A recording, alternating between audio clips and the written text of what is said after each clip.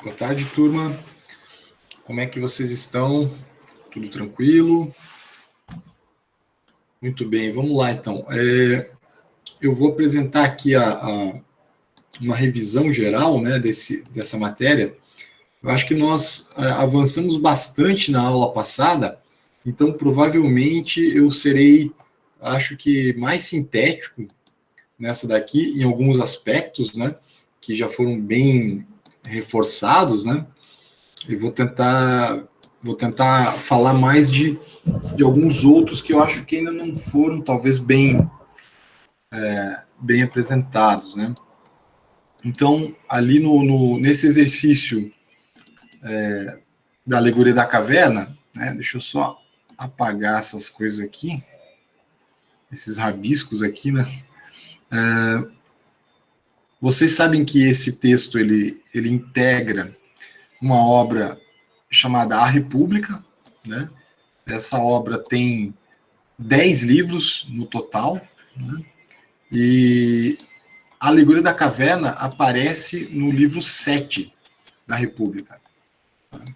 Então, ela é um dos livros que compõem esse texto maior, né, que é A República do Platão.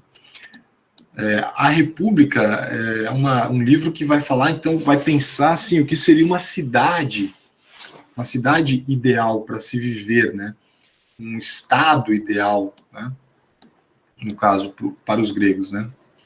E nessa reflexão, o começo de tudo é a reflexão sobre a justiça, né, que está lá no livro 1, começa no livro 1 e vai, de certa forma, aparecer em todos eles. Mas ela modifica a aplicação, né? Digamos assim, quando eu vou falar de justiça do ponto de vista político, do ponto de vista pedagógico, do ponto de vista artístico, eu vou alterar um pouco, eu vou aplicar esse conceito de justiça àquela situação específica, né? No caso aqui, o Platão está falando sobre educação, né? Nesse trecho aqui do livro 7. Tá? O tema aqui é a educação, mas não somente a educação, é também a filosofia dele, né, que é provavelmente o ponto mais complexo, né, lá na conclusão, no exercício 3 de vocês. Né? Essa parte aqui ela é bastante descritiva, né? O texto aqui fala em uma caverna imaginária, obviamente imaginária, que o Sócrates pede que o Glauco imagine, né, uma situação. Ele diz estou vendo, mas quer dizer, ele está imaginando, né? Não que ele esteja efetivamente vendo, né, aquela situação, porque é uma situação bastante esquisita, né? Ele mesmo diz aqui, né, um quadro estranho, e estranhos prisioneiros, né? Então ele deixa claro que isso é uma situação imaginária, né? Não existem, digamos assim, situações efetivamente reais, mas é como se fosse uma situação hipotética, é como se ele estivesse usando essa história para explicar uma ideia, né? Como quando as pessoas utilizam uma história qualquer para exemplificar um determinado assunto, né? Então essa é a primeira parte, né? O que é muito importante aqui é essa conclusão, né, que os prisioneiros eles acreditam que aquele mundo é a realidade, né? Eles acham que aquela situação que eles vivem é uma situação real, né? Então que não seria para eles, não é uma sombra aquilo que eles veem, mas é a coisa mesma, né? Não é a sombra de um cachorro passando lá na frente da fogueira.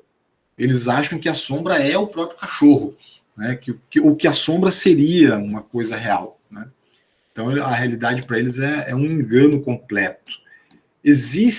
Tem um filme, né, que eu acho que até já citei para vocês em algumas ocasiões, que é o Matrix, né? Esse filme, de certa forma, brinca um pouco com a alegoria da caverna, com o esquema de pensamento que a alegoria da caverna propõe, né? Porque seria o mundo, não sei se vocês já viram, é um filme de 1999, então para vocês é um filme antigo, né? Até teve 3 episódios, né? Três partes, né? Depois, mas eu acho que a primeira é a mais legal, assim, porque eu gosto, as duas eu realmente não gosto, tá? Em todo caso, ele lida um pouco com esse esquema parecido com a alegoria da caverna, né?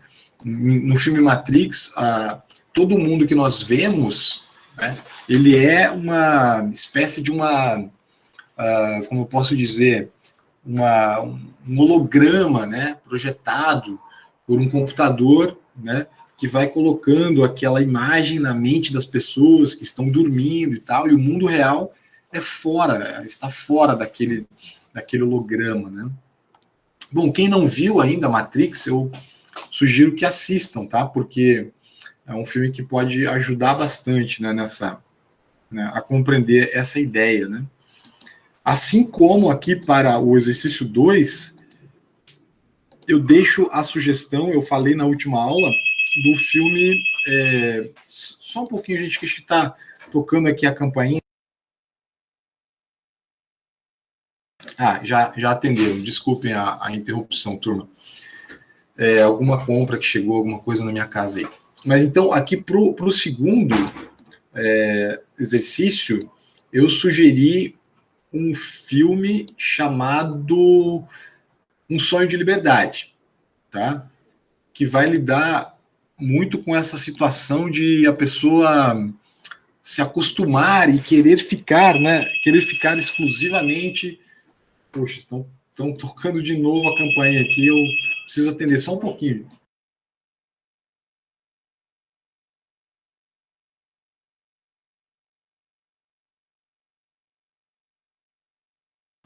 Atenderam de novo, desculpa, gente.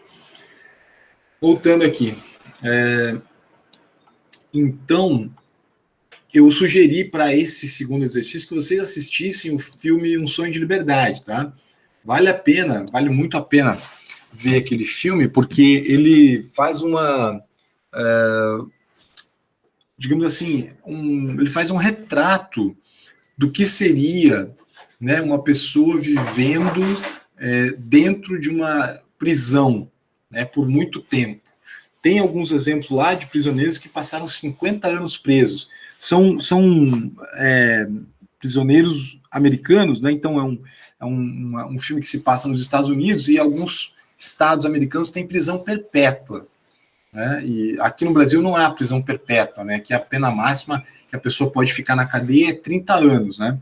Mas, puxa, sei lá, 1 ano preso, você já vai está completamente modificado o teu modo de ver as coisas, né? 1 ano que você ficasse dentro de uma cela, vamos dizer assim, né? Ou dentro de um presídio, onde você tem algum momento que você vai para banho de sol, essas coisas, né? Que os presos têm, né? Mas você já ia mudar teu pensamento, né? Sei lá, um dia que você passar preso, você já vai sentir essa restrição, né? Mas com o passar do tempo, pode acontecer de você se acostumar, talvez, né? Alguns até gostar daquilo e não querer mais a vida fora, porque ele se acostuma com um sistema, né? E talvez a gente poderia até aplicar a nossa situação aqui, né, gente? Poderíamos aplicar a nossa situação, que estamos agora acostumados a ficar em casa, né? Temos um sistema, temos um modelo de comportamento, de rotina, e depois teremos que voltar para a escola. Talvez alguns poderão pensar, não, é preferível eu permanecer na minha rotina do que eu sair dela, né? Então, isso é um pouco retratado lá no filme Um Sonho de Liberdade. Eu gosto muito daquele filme, sabe? Não é um filme que seja assim tão diferente, né? Ele é um filme bem hollywoodiano. É engraçado que ele é baseado numa obra do escritor Stephen King. Stephen King é conhecido por escrever livros de terror, né? E esse filme, então, ele baseado ali naquela obra, né? Ele não é um filme de terror, tá? Eu não tem nada de terror nesse filme, e isso é uma coisa bem curiosa, mas vocês poderão tirar bastante proveito para entender isso aqui, tá? Que é essa adaptação, que é quando a pessoa vai se acostumando, né, ao ambiente que ela vive, né? Ela até desenvolve uma linguagem, assim poderíamos dizer, né? Tá? Se vocês pensarem, sei lá, no Brasil vocês sabem que nós temos um problema grave de moradia, né? Então existem regiões inteiras que são bem precárias, né? As favelas no Brasil, né? Em Curitiba tem, Porto Alegre tem, acho que todas as capitais do Brasil tem, né? Infelizmente tem isso. E as comunidades das favelas, elas desenvolvem culturas também, né? Que são muito interessantes e que são muito inteligentes em vários aspectos. Mas se você pensar assim, uma pessoa que nasceu e se criou na favela, então ela tem essa cultura e ela tem essa linguagem até que ela consegue compreender, né? Hoje tá difícil aqui, né, gente? Tem um barulho lá fora, tem campainha tocando, né? Mas vamos seguindo que eu tentarei ser breve aqui, tá? Para não ficar também se repetindo muito, né? Mas pense nesse exemplo que eu estou dando, tá? Uma pessoa assim, vamos dizer, um jovem, digamos uma criança, um jovem que nasceu e se criou na favela. Ele entende as gírias, ele entende os códigos, ele entende a cultura da comunidade, tá? Uma pessoa que nasceu, sei lá, e se criou, uma criança que se criou lá em Manhattan, ou sei lá, aqui no Batel, ela vai ter outra cultura, tá? E daí se você tira a criança lá que mora numa cobertura luxuosa no Batel lá e coloca ela um dia na favela, ela tem uma espécie de um choque cultural, né? E vice-versa também, né? E ela pode perceber um monte de problema e ela quer voltar, evidentemente, onde ela tem mais conforto. Agora, nesse caso que eu estou dando, talvez o exemplo não seja bom, mas é só para vocês entenderem essa ideia de como a natureza humana ela vai se acostumando a um determinado ambiente e ela se acomoda, tá? É claro que aí, nesse caso, eu tô usando um exemplo que é muito exagerado, porque as favelas nem deveriam existir, né? As comunidades deveriam ter casas decentes para morar, com saneamento básico e tudo isso, né? Para a gente ter um padrão de diálogo, de paz, né? Mas se pensar assim, algumas pessoas, eu sei, que eu conheço um pouco, que eu admiro a cultura da favela, elas gostam da favela, né? Tem exemplos, assim, até mesmo de artistas, se vocês pegarem, né? Alguns artistas que admiram e que valorizam, e até isso é legal, porque esses artistas, eles tornam um pouco mais, um pouco, às vezes, menos, digamos assim, ruim a vida na comunidade precária, né? Porque eles conseguem apontar as coisas que são da cultura, né? Isso você vê no hip hop, no samba, no rap, você vê várias coisas assim que são valores, né, que a comunidade carente também tem. Carente num sentido, né? Num sentido de dinheiro, mas rica no sentido cultural, né? Em todo caso, só para vocês pensarem esse exemplo aí, tá? Você teria lá um choque cultural, né? Uma criança que nasceu lá numa cobertura de um prédio riquíssimo no Batel, ela vive numa determinada caverna, tá? E aquilo condiciona o pensamento dela. E a criança que nasceu lá numa favela também tem esse condicionamento. Então, o ideal para que a educação ocorra é que você possa ser capaz de ter um pensamento, né, aberto para várias comunidades diferentes, com ambientes diferentes, onde você possa compreender as culturas e e não ficar engessado somente na tua cultura, tá? Isso aqui é um aspecto até sociológico. Eu acho que vocês poderiam até mesmo falar com um professor de sociologia sobre isso também, né? Essa espécie de aculturamento, né, que as pessoas tem, né? E isso pode ser, inclusive, pensado de país para país, né? Tem coisa que um japonês faz que é normal para ele, né? Ou um chinês faz que é normal para ele e que para nós é horrível. E vice-versa, né? Também tem coisa que nós fazemos que é horrível para o japonês e tal. Então isso tem muito a ver com essa adaptação ao meio em que se vive, tá? Então, chegando mais rapidamente aqui, que eu não quero hoje, não quero mesmo ultrapassar os 30 minutos dessa aula, tá? Ao ponto mais essencial, que eu já falei na aula passada, que é essa conclusão, né? Essa conclusão tem duas partes, ok? A primeira parte é uma conclusão que se refere a própria saída da caverna ali, né? A situação daquele personagem imaginário querer voltar para ajudar, né? E dá para pensar isso também numa comunidade qualquer, né? Digamos, uma pessoa sai de uma comunidade e volta diferente, né? Ela talvez não consegue mais entender os códigos, as gírias daquela comunidade. E ela pode parecer tola para aquela comunidade, ela pode parecer meio perdida, mas talvez ela venha com um outro cabedal, né, de cultura que também poderia ampliar os horizontes daquela comunidade. Isso aqui é o aspecto da conclusão que está, digamos assim, ligado diretamente à educação, né? A interpretação de educação. A segunda parte, que começa nessa parte de baixo aqui, acho que ainda está aparecendo para vocês a minha apresentação de tela, né? Ela diz respeito à filosofia do Platão, né? Ao tal do mundo das ideias. Isso aqui vai ser muito importante, porque, inclusive, no próximo trimestre, quando nós formos estudar teoria do conhecimento moderna, vocês verão que a ideia do Platão de considerar o mundo físico, o mundo material, como um erro, ela também aparecerá na filosofia moderna, a partir do filósofo francês René Descartes. A gente vai estudar um texto do Descartes que é sobre as coisas que se podem colocar em dúvida. E o Descartes vai falar nesse texto, ele começará falando sobre tudo aquilo que é visível, palpável, observável pelos sentidos.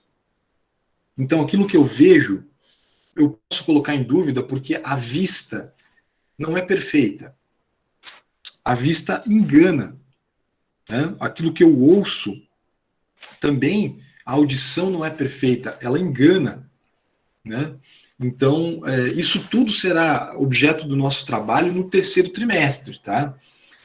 E vejam, eu quero ressaltar bem que isso começa aqui.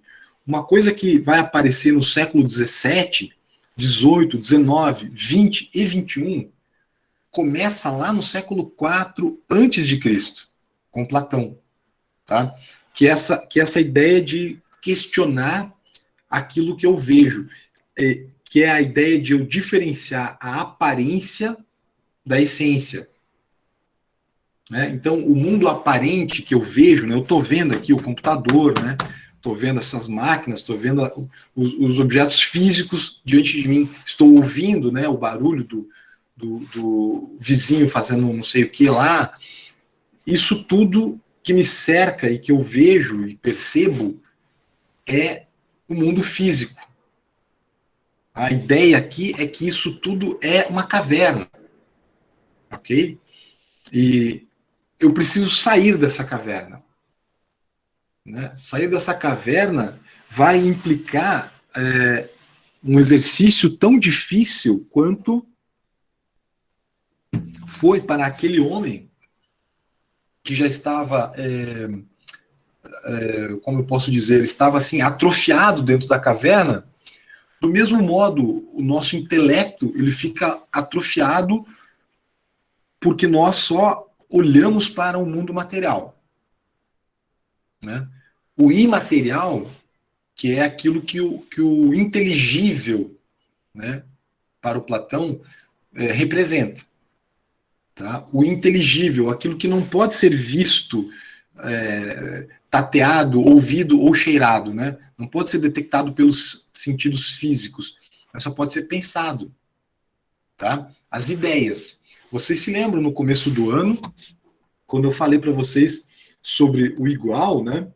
Eu mencionei aquela conversa, né, que o Sócrates tinha, né? Ele pergunta ao Glauco o que é o igual, né? E o Glauco fala: bom, tá aqui, ó, dois pedaços de madeira iguais. E aí o Sócrates responde: não, eu não pedi para você me apresentar um exemplo de duas coisas iguais. Eu pedi para você me dizer o que é o igual. Né? Vocês se recordam, eu falei isso em todas as turmas no começo do ano. E todos nós tivemos dificuldades para pensar o que é o igual. Né? Todo mundo dizia: o igual, eu tenho dois tênis iguais. Ou tenho, sei lá, qualquer coisa igual, né? Duas canetas iguais. A mesma resposta seria dada pelo Sócrates. Você está me falando de duas canetas iguais, então você está me dando dois exemplos de coisas iguais.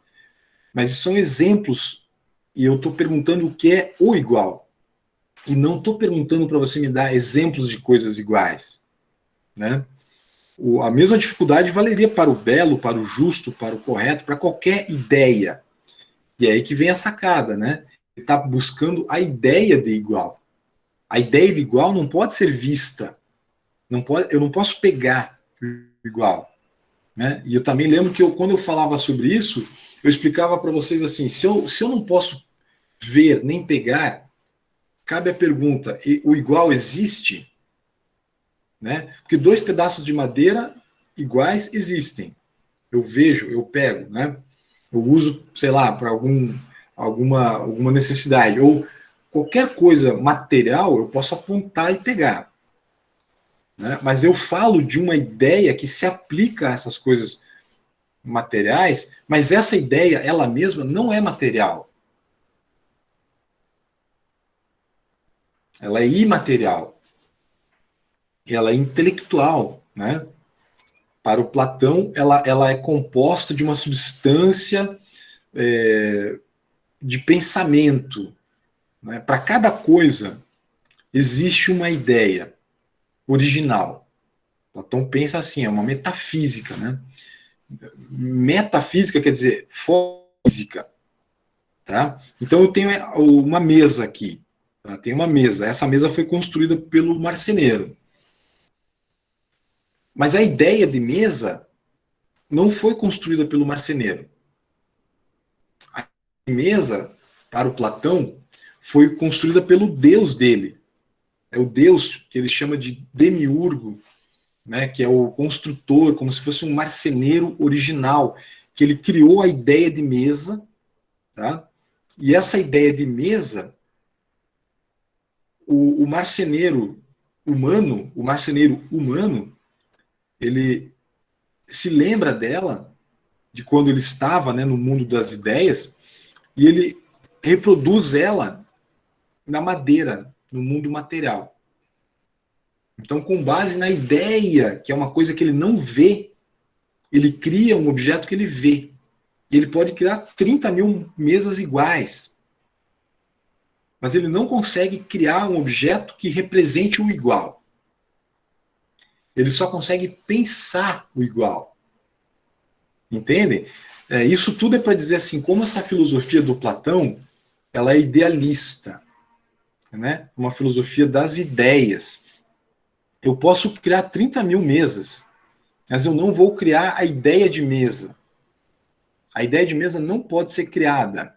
Ela só pode ser compreendida. Tá? Assim, a ideia de árvore. Eu posso plantar milhões de árvores, né? A gente precisa ter árvores por uma questão ecológica até, né? Preservar as árvores. Mas eu não consigo plantar a ideia de árvore. A ideia eu só consigo pensar. Tá? O pensamento da filosofia platônica é esse. Eu vou pensar. E agora, voltando àquele fiozinho que eu deixei na aula passada. O mundo das ideias é como se fosse uma floresta. de ideias, obviamente, né? Tem nessa floresta, tem as árvores, tem as plantas, os animais, os rios, as montanhas, tem tudo, né? Mas como eu estava lá dentro da caverna, eu não consigo. Tentem pensar vocês quando no começo eu falei sobre o igual, como vocês tiveram dificuldade de compreender o igual sob um ponto de vista puramente abstrato. Todo mundo só pensava no igual concreto, né? Como o Glauco também na resposta ao Sócrates. O igual material. Né? Então, é como se estivéssemos dentro de uma caverna material. E aí você vai ter que sair dessa caverna e pensar fora um mundo de ideias.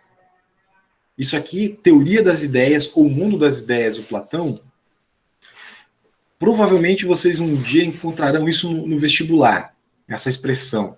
Tá?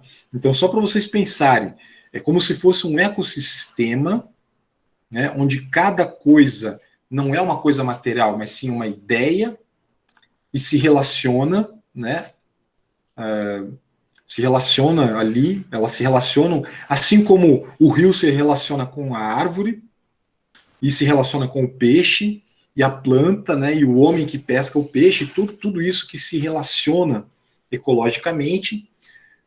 No mundo das ideias também, cada ideia se relaciona, ela explica uma outra ideia, ela justifica uma outra coisa, mas assim como toda uma floresta só pode ser vista se o sol brilhar, né?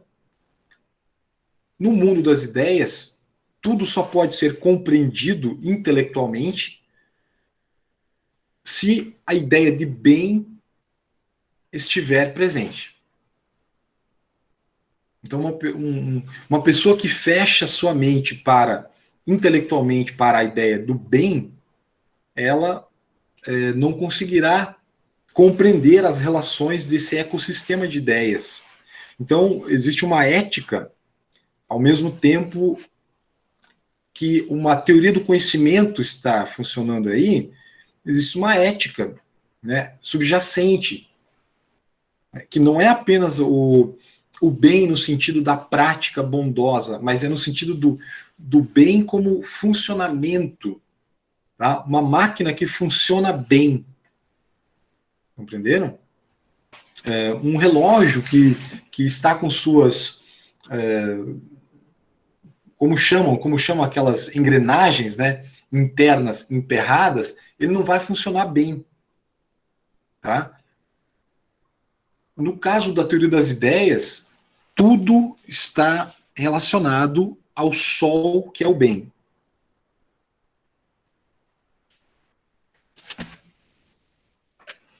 Já estou em 33 minutos, eu sei que um pouco foi o tempo de música, mas mesmo assim eu não quero ficar repetitivo.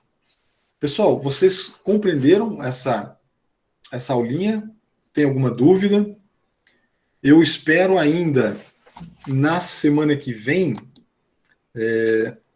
fazer uma última apresentação, porque os prazos todos foram adiados, vocês viram, né? Então, todas as tarefas estão com prazo para o dia 4 de setembro. E é importante que vocês percebam assim, depois eu não terei muito tempo para fazer recuperação, tá? Eu vou fechar tudo isso na semana seguinte. Então, quem puder até entregar antes, entregue antes esses trabalhos, mas na sexta que vem eu ainda faço, só que aí já provavelmente é o último para vocês entregarem. Tá bom, meus queridos? Essa aula foi um pouco embaraçada aqui, né? Tive interrupções, mas acredito que o básico eu consegui passar, né? Deixa eu ver quem está presente. Vocês têm alguma pergunta? Não apareceu, dessa vez não apareceu nenhuma pergunta aqui no chat. Então, por hoje é só. Muito obrigado por terem vindo. Legal, então. Se vocês lembrem-se o seguinte, tem uma coisa que eu quero falar que eu esqueci. Tem muita gente que está esquecendo de responder o formulário chamada CED, tá? Aquilo ali, eu olho quem respondeu, quem não respondeu, pode levar falta no LRCO quando eu for preencher isso, tá? Então não se esqueçam, tem um tópico chamada segundo trimestre, abram lá, respondam com atraso, não tem problema se for o caso, tá? Podem responder mesmo que seja com atraso, porque aí eu marco presença para vocês a partir daquilo. Fechou, turma? Sim, claro. Podem me chamar. Valeu então, pessoal. Eu estou no WhatsApp e no Google Classroom para quem precisar. Um abração, turma. Tchau, tchau.